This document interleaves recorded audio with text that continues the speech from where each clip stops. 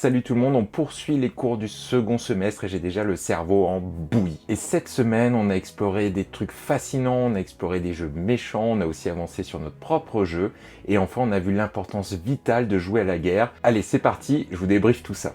On a commencé la semaine par le suivi de mémoire, donc c'est un cours qui va plutôt être régulier. L'idée c'est de nous accompagner dans l'écriture de notre mémoire, et là c'était focus sur les méthodes de recherche, parce qu'on va devoir faire des entretiens ou des observations.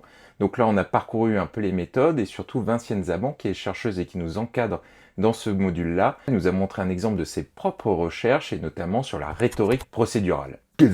Et ben pour faire simple, la rhétorique procédurale, c'est de savoir est-ce qu'un jeu, il peut nous transmettre un message juste par sa mécanique et sans mots, globalement. Et donc elle nous a parlé d'une étude qu'elle a faite pour voir en fait si c'était possible, notamment à travers Tetris, et en créant des mécaniques spécifiques à chaque jeu pour voir si les joueurs ils allaient identifier le système qui se cache derrière. Donc il y avait un système gentil qui donnait toujours la pièce qui manquait, et un système méchant qui ne la donnait jamais.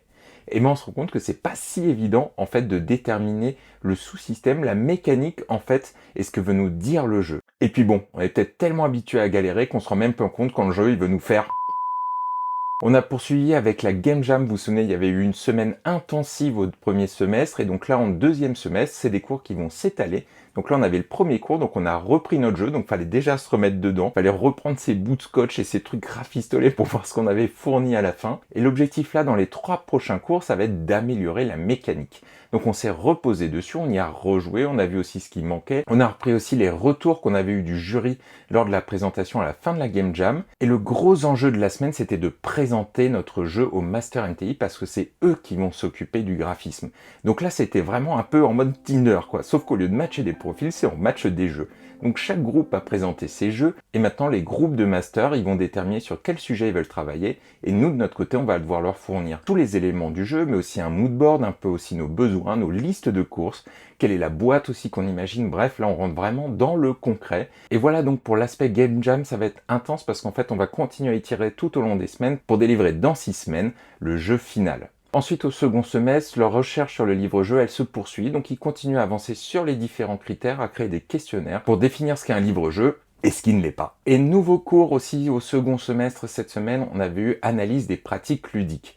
Et donc là, on s'est pris une claque. Et on a discuté de la chute du jeu libre chez les enfants. Et ça, c'est notamment à cause de la pression sur les parents, de l'omniprésence des écrans, et aussi sur la peur aussi de laisser les enfants seuls aller jouer à l'extérieur.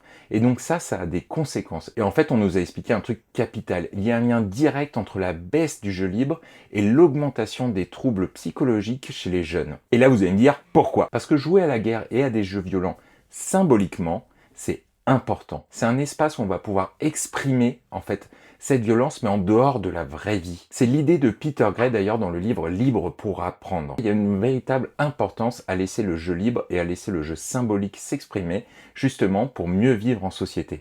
Donc voilà ce qui s'est passé sur cette semaine, entre les jeux pour les enfants, mais aussi le Tinder de la Game Jam. Les semaines prochaines, elles vont être assez denses. En plus, il va y avoir le Festival de Cannes donc je vous dis pas, entre le travail, le festival, etc. Ça va être vraiment très intense. Mais je vais continuer à vous faire vivre ce master jusqu'au bout. D'ailleurs, puisque vous êtes encore là, j'ai 2 nouvelles anecdotes à vous raconter sur des jeux. C'est parti. Tout d'abord, Tech Time de Alexis Piovesan et Julien Protière, édité chez Libellude. Et est-ce que vous saviez que ce jeu, il a failli ne pas voir le jour? En effet, à l'heure du rendez-vous, lorsque les auteurs devaient présenter leur prototype à Cannes, en fait, avec le nombre de personnes et le fait qu'ils étaient à l'autre bout du festival, ils ont failli manquer leur rendez-vous. Heureusement, les quelques minutes de démo, elles ont suffi à convaincre l'équipe en charge du sourcing chez Lab4Games. Et donc, après des tests concluants, en fait, c'est Libellude qui a montré le plus d'enthousiasme pour éditer le jeu. Et d'ailleurs, excellente coïncidence, les auteurs souhaitaient vraiment travailler avec Libellude pour sortir ce jeu. Autre anecdote sur Moonshine de Thomas Dupont, édité chez Blam. En fait, au départ, le jeu, il avait été imaginé pour le festival Rennes en jeu. Chaque année, en fait, plusieurs auteurs présentent des jeux et certains sont retenus, en fait, pour faire le jeu du festival.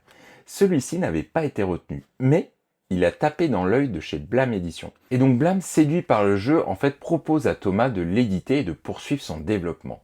Le jeu il a connu différentes phases, notamment aussi sur le thème, il s'est passé par un bar achat, par plein d'éléments, et le choix final il s'est porté sur la prohibition parce que ça collait bien avec la mécanique, notamment la validation des clients et le partage des ressources. Et autre anecdote, à l'origine les cartes elles étaient beaucoup plus petites, mais face à l'enthousiasme des joueurs sur les illustrations de Maxime Morin, Blam a décidé d'augmenter la taille des cartes pour donner plus de confort mais aussi plus de place à ses visuels. Et voilà pour le résumé des cours et les petites anecdotes sur Moonshine et Tech Time. On se retrouve donc la semaine prochaine pour la suite du master et puis bisous.